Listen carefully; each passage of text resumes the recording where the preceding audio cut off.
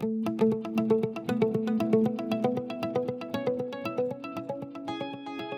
Diary panel is where you schedule jobs in the system.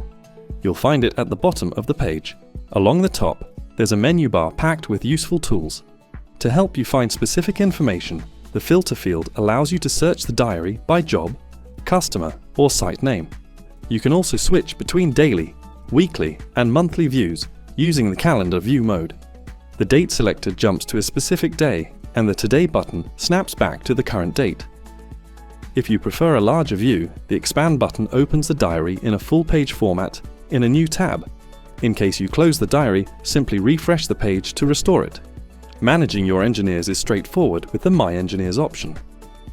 And you can track their last reported location using the map pin icon. The Send Message icon sends bulk or individual messages to engineers. You can view an engineer's progress with Engineer Activity. Using the Issue Jobs option allows you to send out one or more scheduled jobs directly from the diary panel, and the bin icon can remove jobs in bulk.